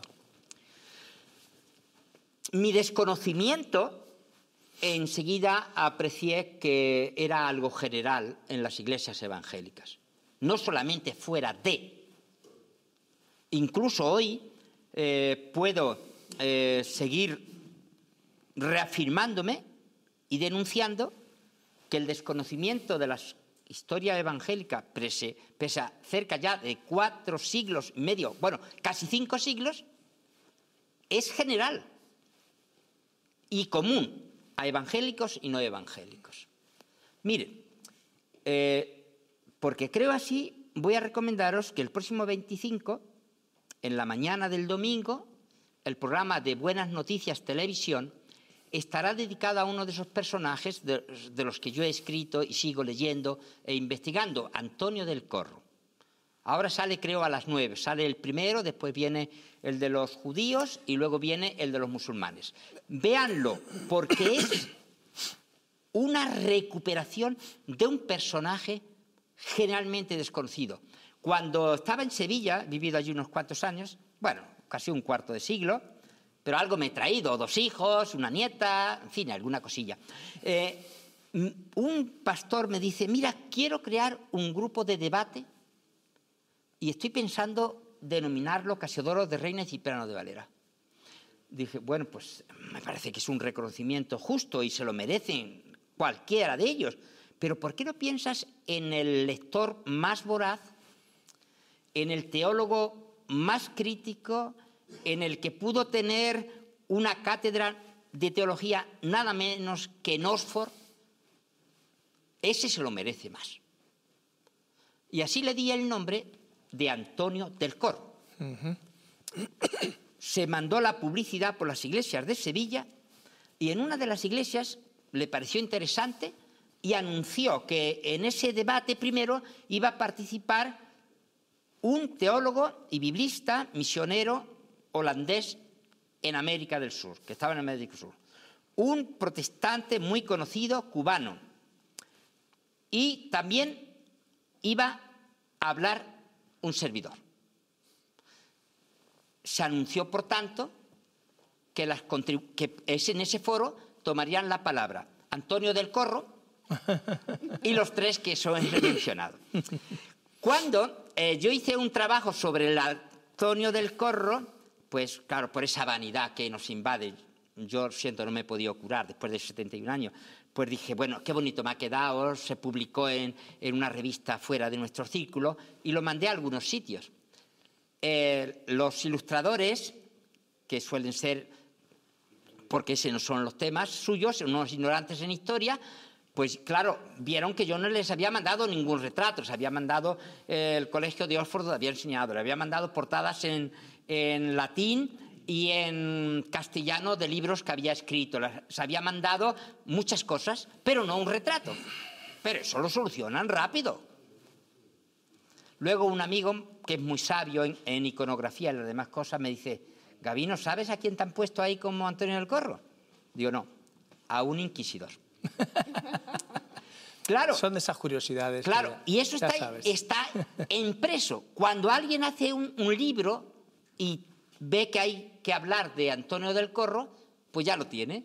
Nunca había visto ningún retrato, ni nadie de los que estamos investigando y se han hecho tesis doctorales, hemos visto ningún retrato. Pero él había localizado un retrato en esa revista. Por lo tanto, ahí aparece ahora en un libro el retrato de Antonio del Corro. Que Así no es Antonio del Corro, que es uno de los inquisidores. Para los que tienen que sufrir mis conferencias, suelo decir, mira, perdonadme si me pongo muy agresivo, y aunque no lo voy a verbalizar así, que os voy a decir, sois unos ignorantes, la verdad es que lo sois como todos mis correligionarios. Bueno, Gabino, cuéntanos entonces un poquito de algunas publicaciones que habéis hecho directamente en el CER. Y bueno, algunas de las, ya veo que esta mesa está llena de libros, eso quiere decir que tú has participado de alguna manera en cada uno de esos libros que hay ahí. Sí. Pero háblame de algunos que ha publicado directamente el CER y escógeme algunos importantes de los que has traído a la mesa en los que tú has participado. Bien, pues el hecho del interés que, como he dicho, observé en gente de fuera, permitió que la gran enciclopedia de Andalucía, que era un primer intento de hacer un inventario de personajes, de acontecimientos, del legado inmenso literario de los autores andaluces, pues el director, que ya lo conocía yo y que era sacerdote y periodista y escritor, me dice, Gabino, quiero que tú te encargues de traer a los personajes que consideres interesantes y los hechos. Y así nació este primer librito. Es pasado, presente y futuro de los protestantes andaluces. Esto fue naturalmente un motivo de mucho entusiasmo y que inmediatamente después, unos años después, crecería con Reforma y Contrarreforma en Andalucía, donde ya las 120 páginas del primer acercamiento solo a los protestantes andaluces se duplica tanto en texto como en imágenes. Esta, que es la cuarta edición de esta segunda obra que entró en una colección de libros de la cultura andaluza, permitidme, porque estoy agradecido y obligado a quien hace mi presentación, ya que tú no me has presentado así, más bien, que soy tu amigo y es muy digno, pero quiero honrar a Antonio Burgos, periodista, poeta, humorista, escritor, con el que traté mucho y que cuando él publicó este libro, Guía Secreta de Sevilla.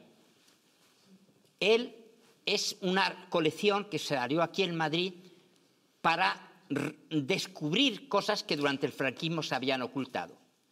Y entre las cosas era la existencia de las iglesias evangélicas. Yo agradecí la información que daba, pero aprecié pues algunos defectos propios de alguien que había tenido más la voluntad y la generosidad de hacerse eco de algo que se había marginado intencionadamente, no que había caído así del cielo. Y entonces le hablé, dice, pues mándame las correcciones que consideres pertinentes.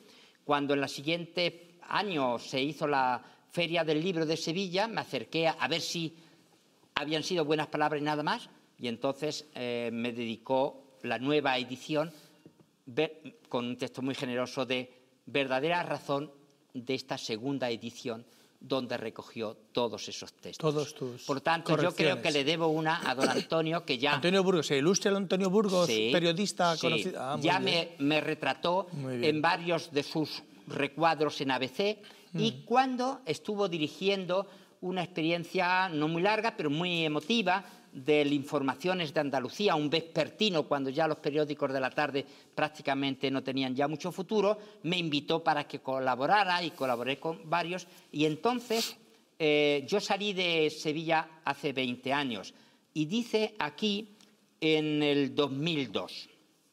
Fue una invitación para dar por una fundación presidida por un anterior presidente de Andalucía, Rodríguez La Borbolla, que me invitó para dar una conferencia sobre Casiodoro de Reina en el mismo monasterio de San Isidoro del Campo, el retorno de Casiodoro de Reina. Y con ocasión de esa se hizo una rueda de prensa, porque el propio Marqués de Miraflores, el actual dueño, estuvo, el vicerrector de la universidad, y aquí el comentario que él hace en su columna. Durante años y años, el pastor Gavino investigó y divulgó la historia de nuestros heterodoxos, cuando tenía mérito, que era durante la dictadura y el estado confesional. A trancas y barrancas, don Gavino difundió la obra bíblica de Casiodoro de Reina y de Cipriano de Valera, hizo la historia de la Inquisición y defendió la sevillanidad de los frailes jerónimos de San Isidoro del Campo, que abrazaron la fe según Lutero y tuvieron que huir de la ciudad río abajo, mucho antes de los topicazos de los exilios y destierros de Blancoguay y de Cernuda. Al cabo de los años, restauradas las libertades y entre ellas la religiosa, hemos vuelto a encontrarnos venturosamente con el pastor Gavino Fernández Campos a pie de obra, de su obra, presentando en el monasterio de San Isidoro del Campo la edición de la Biblia del Oso de Casiodoro de Reina. Con una mano sobre esa Biblia y en la bendita libertad nos planteamos la duda de que quizá los que vengan por línea directa de San Isidoro y San Leandro sean los protestantes y no los católicos, los de la Reforma y no los de la Contrarreforma. A los evangélicos sevillanos, pues, que los registren de esta terrible ciudad tridentina e inquisitorial en la que quizá todavía vivamos.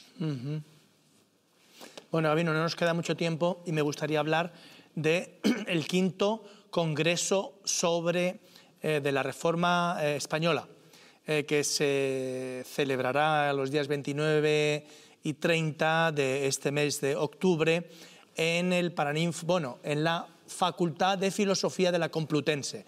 Y yo sé que tú vas a participar también en tu calidad de miembro del CER. Cuéntanos qué vas a hacer ahí y invita a nuestra audiencia a acudir si quiere. Gracias. En este caso, el reconocimiento debe de darse con justicia a la Universidad Complutense, que por quinto año convoca un congreso sobre la Reforma Protestante Española. Es algo inédito. Es verdad que ha habido algunos acercamientos y algunas experiencias con otras universidades, desde la Universidad de Las Palmas de Gran Canaria, a la de Vigo, a la de Barcelona, y Valencia, pero esta es la más intensa. Y se celebrará, Dios mediante, el 29 y el 30 de los Corrientes, quiere decir de octubre del 2015. La entrada es gratuita, podéis saltaros mi participación.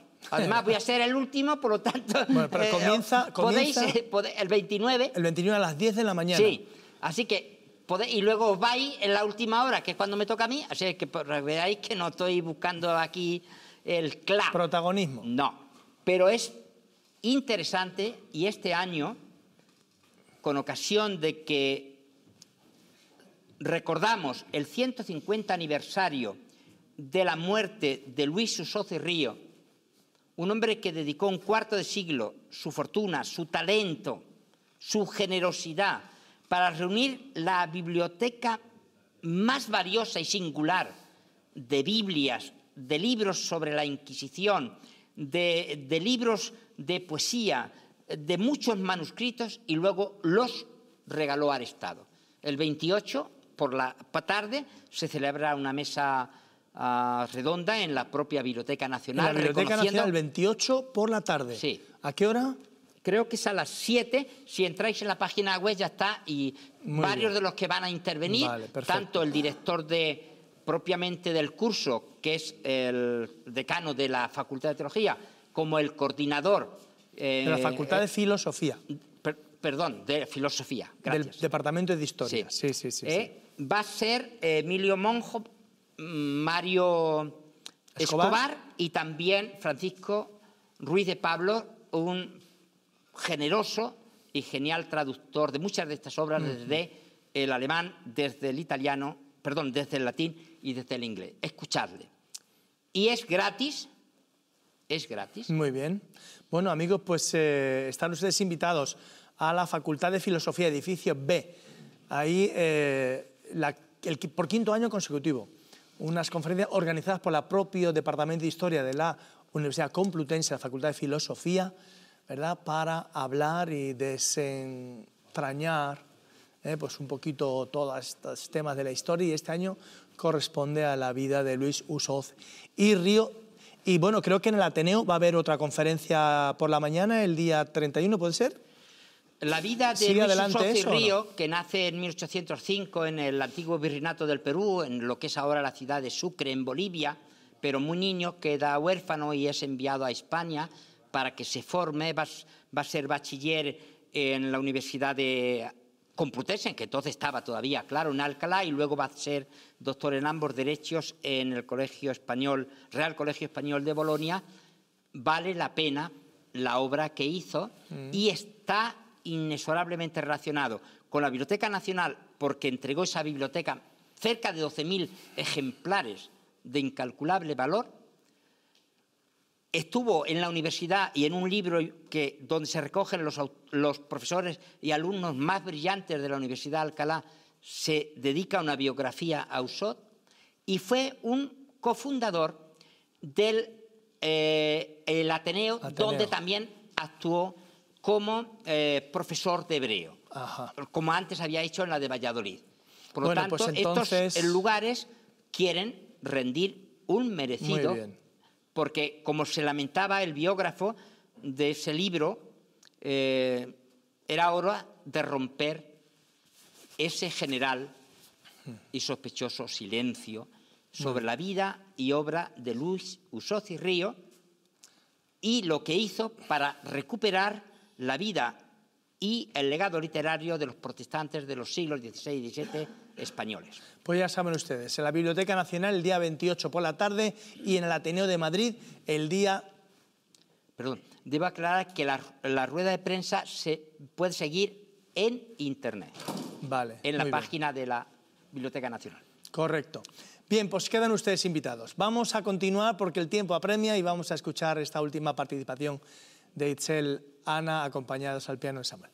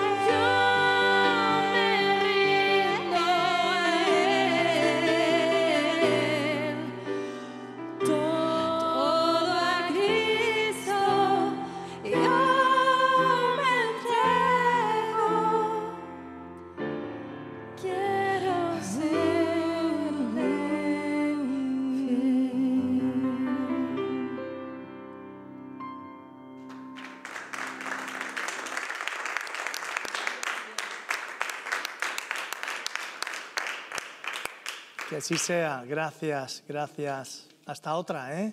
Hasta otra. Bueno, pasamos a nuestra sección Noticias Extraordinarias con Raúl Gallardo. Adelante, Raúl. Gracias, Manuel.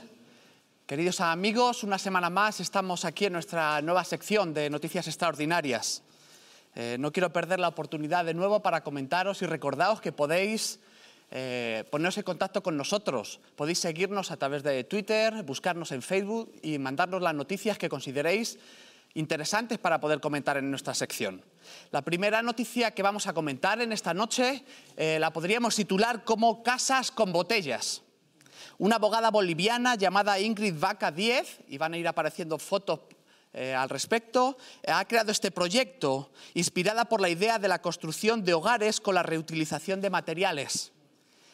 Ha conseguido, después de estudiar, que usando botellas de PET, botellas de vidrio, cemento, cal, arena y pegamento, se pueden construir casas a muy bajo coste con el fin de entregarse a personas que viven en extrema pobreza. Su primera casa no son casas pequeñas. La primera casa que hizo tenía 170 metros cuadrados y utilizó aproximadamente 36.000 botellas. El método consiste en llenar las botellas, atarlas y luego fijarlas con cal y con cemento. Ya lleva más de 14 años desarrollando este proyecto y ella reconoce que ahora mismo en 20 días puede tener una casa construida para poder entregar a quien la necesite. Se puede entrar en su página web que es www.casasconbotellas.com. Y están haciendo este proyecto en muchos países de Sudamérica. Últimamente el proyecto más ambicioso va a ser en Brasil, donde creen que van a poder ayudar a muchísima gente, debido a que Brasil tiene una cultura de reciclaje más avanzada que el resto de los países de Latinoamérica. Pero qué increíble, con materiales como botellas poder ayudar a los necesitados. La segunda noticia que me gustaría comentar en esta noche está implicada un niño. Desde que hemos comenzado la sección, siempre ha habido niños involucrados en esta sección. ¿Por qué será?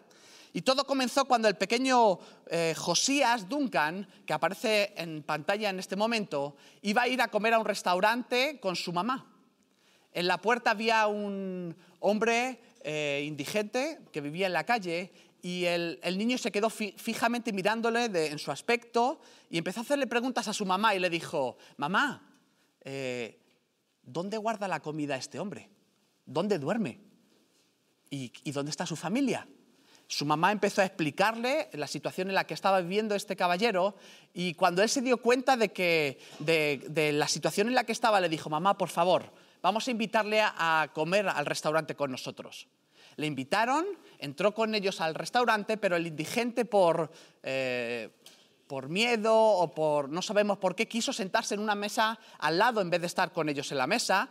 Y entonces a todo el mundo le atendían, pero los camareros nunca venían a atender a este indigente.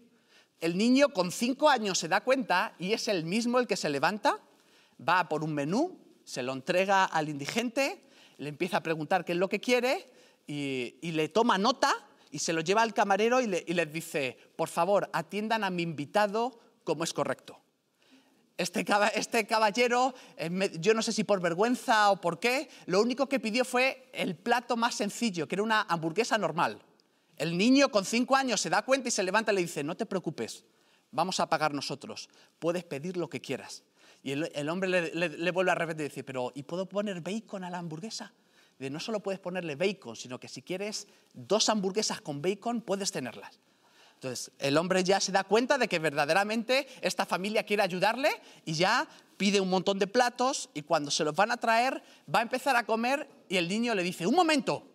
Y hace parar a todo el restaurante, se va con él, le da la mano y le dice: ¿qué te parece si agradecemos a Dios por la comida que nos ha dado en el día de hoy?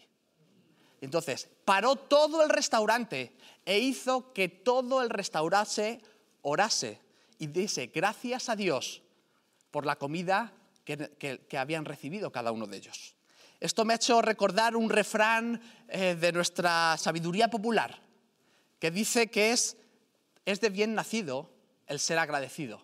El apóstol Pablo en la Biblia lo dice de otra manera, en 1 de Tesalonicenses capítulo 5. Dice, dad gracias en todo, porque esta es la voluntad de Dios para con vosotros en Cristo Jesús. ¿Cuánto tenemos que aprender de este muchachito de 5 años? Que no solo fue generoso y ayudó a su prójimo, sino que fue consciente de que todo lo que tenía era gracias a Dios y ayudó o invitó a todo el restaurante a que se diese cuenta y fuese consciente de todos los privilegios que tenemos en nuestra sociedad. Ya ven, Manuel, un niño con 5 años paró todo un restaurante para dar gracias por los alimentos.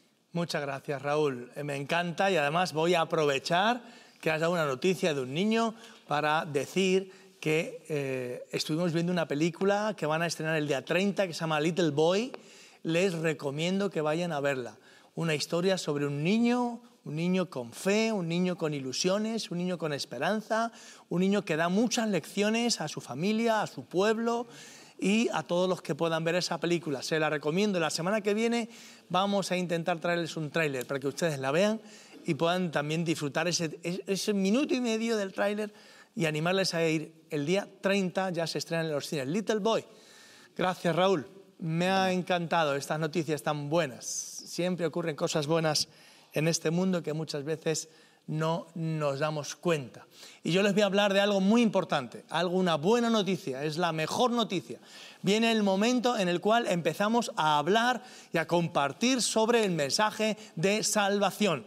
Y Jesús, explicando a las personas, como Él lo hacía muchas veces con parábolas, Él les explica y les cuenta una parábola a aquellas personas que estaban escuchándole y queda reflejada en el Evangelio según San Mateo en el capítulo 18. Ustedes lo pueden buscar si quieren. Jesús les dice, ¿qué os parece si un hombre tiene 100 ovejas y se le descarría una de ellas? ¿No deja las 99 y va por los montes a buscar la que se había descarriado? Y si acontece que la encuentra, de cierto os digo que se regocija más por aquella que ha encontrado que por las 99 que no se habían descarriado. Así que no es la voluntad de vuestro Padre que está en los cielos que se pierda ninguna de estas personas, que aquí la compara con ovejas. Y dice el pasaje, porque el Hijo del Hombre no ha venido sino para salvar lo que se había perdido. El Hijo del Hombre, refiriéndose a sí mismo, ha venido para salvar lo que se había perdido. Estamos hablando de salvar. Este programa se llama Sálvalos y nosotros queremos traerle a usted ese mensaje de salvación. Nos preocupa la salvación de las personas. Nos preocupa dónde usted puede pasar la eternidad. Nos preocupa el que las personas en España no lean la Biblia y no conozcan la palabra de Dios, porque Jesús dice, en ellas está la salvación. Él le dijo a los propios religiosos de la época, escudriñad las Escrituras, escudriñadlas, meteos en ellas. Esa palabra escudriñar tiene que ver con introducirse, tiene que ver con profundizar. Escudriñad las Escrituras porque en ellas hay vida eterna. Y Jesús les dice, y ellas son las que dan testimonio de mí. Si usted quiere conocer al Señor Jesús, si usted quiere conocer más de Dios en Cristo, acuda a las Sagradas Escrituras. Jesús cuenta esta parábola. Y Él dice que su amor es como el de aquel pastor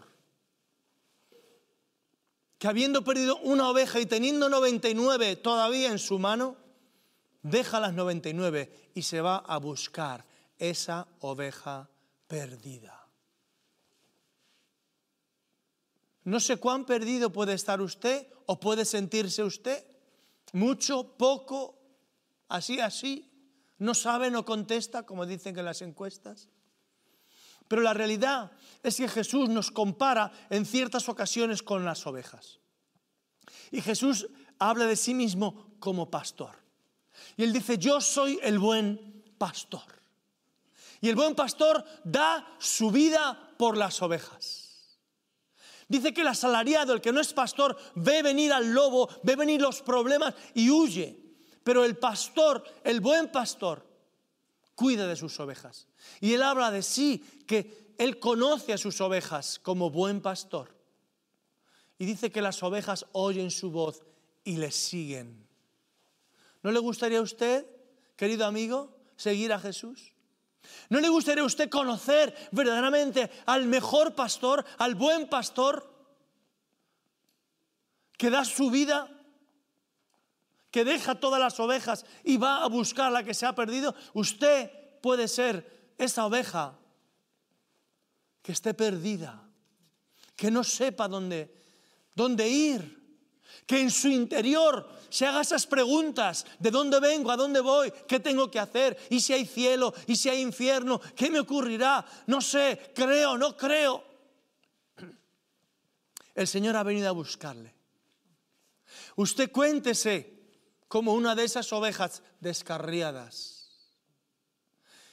En el pasaje paralelo que se encuentra en el Evangelio de Lucas, el Señor Jesús habla explicando esta misma parábola recogida por el evangelista Lucas.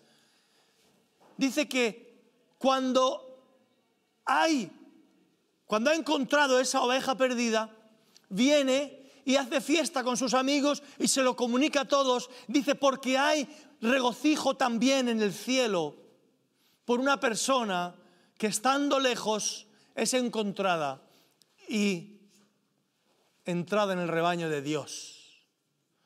Dice, porque hay más regocijo en el cielo por un pecador que se arrepiente que por 99 justos que no necesitan de arrepentimiento. No mire a su alrededor, mire a usted, a su corazón, a su vida, donde esté su necesidad. Dios quiere venir a suplirla, Dios quiere venir a ayudarle, Dios quiere venir a bendecirle, Dios quiere venir a salvar su vida, porque Jesucristo, Dios hecho hombre, vino para salvar lo que se había perdido. Él no ha venido a condenar al mundo, queridos. Él ha venido a salvar al mundo. El mundo se condena por sí mismo por no creer en Dios. El mundo se condena a sí mismo por dejar a Dios de lado. El mundo se condena a sí mismo por creer que es más listo que nadie y acuñar frases como: después de la muerte no hay nada.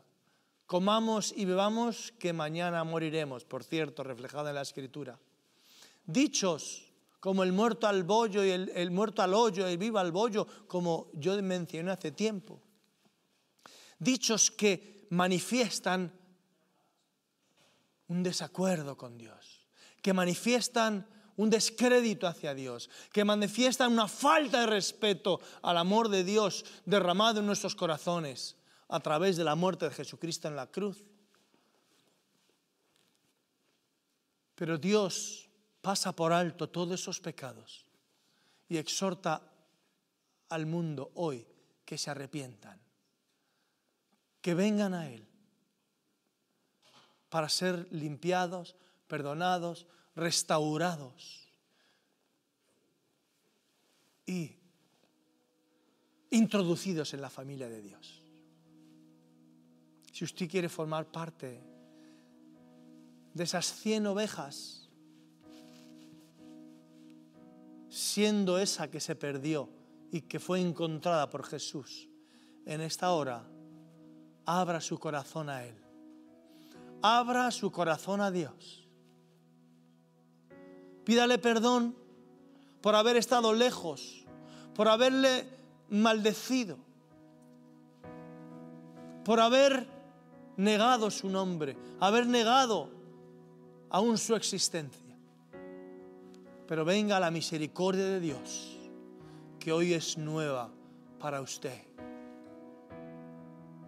Cada mañana, dice la Escritura, la fidelidad de Dios, las misericordias de Dios son nuevas cada mañana, porque su fidelidad es grande. Acuda a Él en esta hora. Abra su corazón a Él. Cierre sus ojos y ore conmigo estas palabras. Señor Jesús, estoy perdido. No sé qué hacer con mi vida. pero quiero ser como esa oveja perdida que tú rescataste. Ven a mi vida, rescátame de mi frustración, de mi angustia, de mi no saber qué hacer con mi vida, de mis circunstancias, aún de mi enfermedad, de mi problema. Señor, ayúdame, ven a mi vida, perdóname y límpiame y dame una nueva vida contigo. Amén. Si usted ha hecho esta oración, déjeme decirle que la Biblia da buenas noticias para usted. Dice la Escritura, el que tiene al Hijo tiene la vida, y el que no tiene al Hijo de Dios no tiene la vida. Cuando hablamos de tener al Hijo, tiene que ver con esa palabra de Jesús, de Dios mencionándole a los pastores de las iglesias, diciéndoles: he aquí, yo estoy a la puerta del corazón y llamo. Si alguno oye mi voz y abre la puerta, yo entraré a él. Eso es tener a Cristo en el corazón. Recuerden, el que tiene al Hijo tiene la vida, mas el que no tiene al Hijo de Dios no tiene la vida. Si usted ha hecho esta oración, yo le animo a que se ponga a leer la Biblia, a que hable con Dios cada día, a que le pida a usted que se revele a usted a través de las Escrituras. Y si no tiene una Biblia, por favor, llámenos. Si no tiene una Biblia, si usted ha hecho esta oración y no tiene una Biblia, llámenos, queremos regalársela. Queremos regalársela. Que Dios le bendiga. Que Dios le bendiga. Amén. Bueno, pues ¿qué os parece si oramos? Carmen, cuéntanos quiénes nos han llamado hoy. Rápidamente, que hoy sí tenemos tiempo para orar. Venga. Pues hemos tenido un buen número de llamadas. Tenemos a Marta Pedraza, que nos ha llamado desde Madrid. Juan Nicolau nos ha llamado desde Mallorca. Lourdes Bonilla nos ha llamado desde Madrid. Carmen Crevillén desde Sevilla. Ana María Rico desde Madrid. Agustina Cortés también desde Madrid. Zaida Frometa desde Sevilla. María Antonia Cifre desde Valencia. Carmen Romero desde Navalmoral de la Mata. Rafaela Marte desde Coslada. María Josefa Ros desde Murcia. Francisco Javier desde Madrid. María Rozas desde Tarrasa. Rosa María Chacón desde Getafe. Gregoria desde Madrid. Begoña desde Bilbao. Juan Víctor Pérez desde Madrid. Y hasta aquí. Bueno, pues nada, vamos a ponernos de pie, Raúl, Carmen, y vamos a orar. Tenemos 8 minutitos y medio para orar por nuestros amigos. Así es que hoy hemos apurado bien el tiempo y gracias a Dios vamos a tener tiempo para orar por ellos. Así es que vamos a repartirlos, Carmen, y ya empezamos. Pues sí.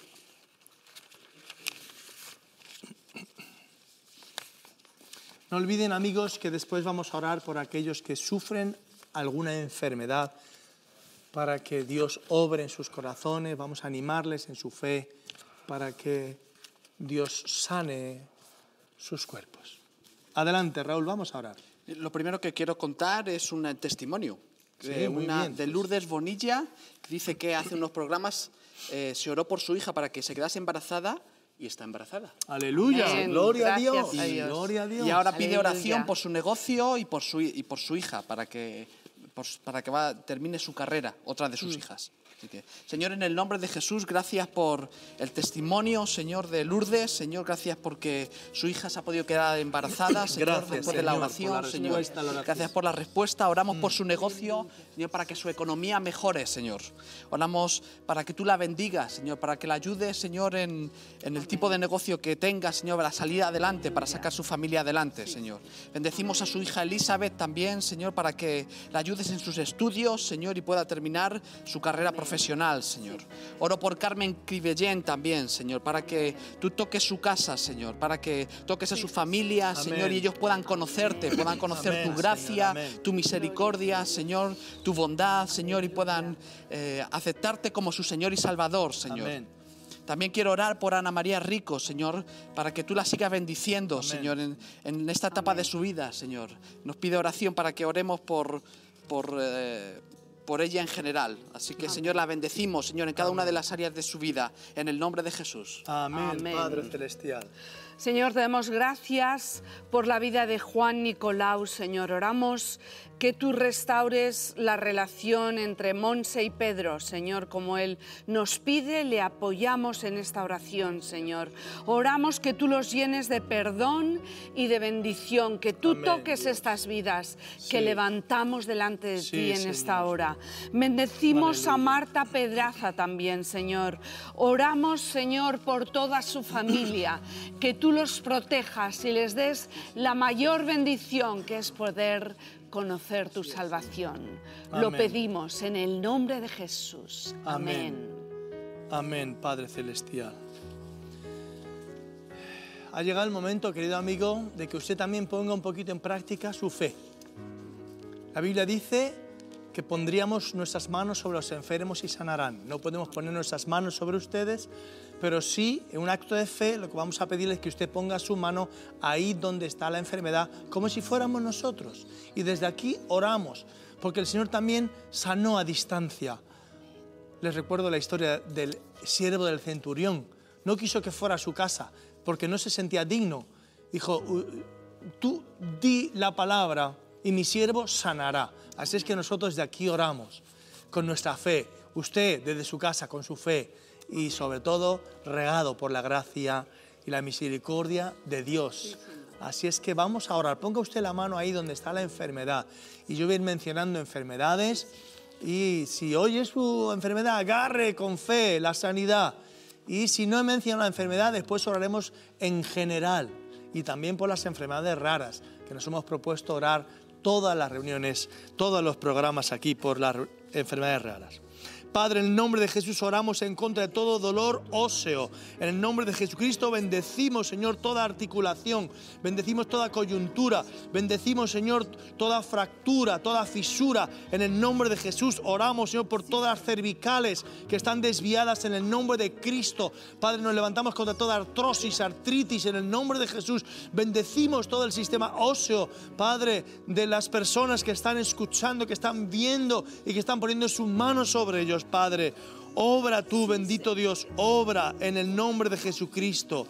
Padre, oramos por este dolor en el diafragma de María, en el nombre de Jesús la bendecimos, Padre Celestial. Quita ese dolor en el nombre de Jesús, te rogamos, Padre, que tenga misericordia. Me levanto en contra de todo dolor de cabeza, en el nombre de Jesús. Reprendo todo dolor de cabeza ahora, en el nombre de Jesús, Señor. Igual que tú reprendiste la enfermedad, la fiebre de la suegra de Pedro, en el nombre de Jesús, reprendo todo dolor de cabeza, en el nombre de Jesús, todo dolor de muelas, todo dolor en cualquier parte del cuerpo, ahora ordeno que se vaya en el nombre de Jesús, Padre Celestial. Bendito Dios, bendecimos a Carmen Romero y a su marido, Padre, para que tú les sanes de esa enfermedad que les acucia ahora en el nombre de Jesús. Padre, en el nombre de Cristo nos levantamos en contra de todo problema de cáncer. Señor, para ti es lo mismo sanar un resfriado que un cáncer, porque tú eres el creador de nuestros cuerpos. Tú conoces cada célula de nuestro cuerpo. Tú conoces cada célula cancerígena de nuestro cuerpo. Padre, ahora yo te ruego en el nombre de Jesús que obres contra todo cáncer ahora. Amén. Que toda célula maligna del cuerpo sea secada ahora. Amén. Y repuesta por células sanas. Padre, haz un milagro, Dios, en aquellas personas ahora que están viéndonos que tienen cáncer. Sánales y que podamos ver un testimonio precioso como el de esta mujer que no podía quedarse embarazada y se ha quedado embarazada. Amén.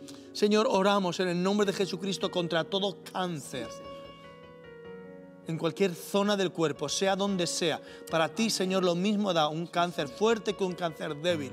Amén. toda metástasis en el nombre de Jesucristo, ordenamos que ahora se recoja en el nombre de Jesús. Vuelva atrás de todo ese cuerpo y sea sanado en el nombre de Jesús. Amén.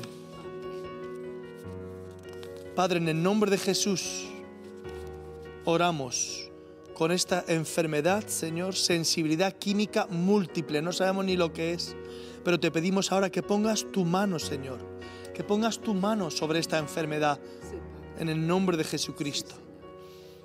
Padre, bendice al padre de Francisco de esa pulmonía, en el nombre de Jesucristo. Paramos esa pulmonía ahora y bendecimos esos pulmones, ese cuerpo en el nombre de Jesús.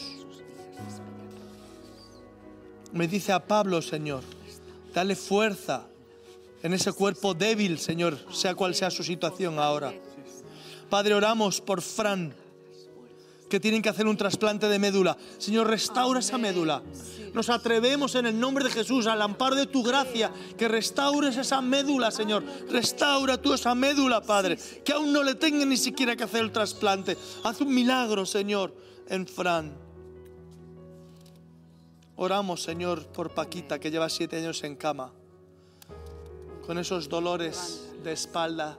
Sean lo que los producen, sánala ahora, Padre, en el nombre de Jesús. Levántate, querida, levántate en el nombre de Jesucristo de esa cama. Levántate en el nombre de Jesús, Paquita. En el nombre de Cristo. Oramos, Señor, por esta persona que han orado, que han operado de cadera y sigue con muletas. En el nombre de Jesús bendecimos ese cuerpo, bendecimos esa cadera. Señor, restáurala totalmente para que deje las muletas. Oramos en contra de toda depresión, de toda angustia, de toda enfermedad mental. En el nombre de Jesucristo, ahora llévate, Señor, todos esos problemas. En el nombre de Jesús, Padre. Padre celestial, bendito eres. Bendice, Señor, a los que tienen algunos vicios, drogas, alcohol, tabaco. Trae, Señor, sobre sus vidas sanidad ahora, liberación en el nombre de Jesucristo. Que ellos puedan sentir el fuego en su interior, Señor, que les aparte de estos vicios en el nombre de Jesucristo. Y oramos, Señor, por aquellos que tienen cualquier tipo de enfermedad rara. En el nombre de Jesús, sea física o sea mental, Señor. En el nombre de Jesús, pon tu mano sobre esos cuerpos, Padre. Pon tu mano sobre esos cuerpos. En el nombre de Jesús. Amén, Padre. Querido amigo, ahora usted, si no podía hacer algo, pruebe a hacerlo. Ahí donde está, pruebe a hacer cualquier cosa que por causa de la enfermedad no podía hacer. Pruebe a hacerlo ahora en el nombre de Jesús. Pruebe a hacerlo. Que Dios le bendiga mucho. Y llámenos si tiene un testimonio. No lo deje, por favor. Es bueno su sanidad. Cuando tiene un testimonio y usted la confirma esa sanidad con el testimonio también y bendice a otros. Amén. Que Dios le bendiga. Nos vamos hasta el próximo día. Le ha hablado Manuel Cerezo, pastor de la Iglesia de las Águilas. Saben que les animamos, si no va a ninguna iglesia evangélica, a que venga a visitarnos, a que conozca una iglesia evangélica. Ahí tiene nuestro edificio. Nos reunimos los domingos a las 11 de la mañana y los jueves a las 7:30, que también oramos por ustedes. Todas estas fichas que nos han dado, cuando nos reunimos los jueves, oramos por ellas. Si usted quiere venir ahora con nosotros, también le animamos. Que Dios les bendiga. Hasta el próximo programa. Y ha sido un placer estar con ustedes. Hasta pronto. Gente que va, gente que viene, gente que llora diariamente y se consume en su dolor.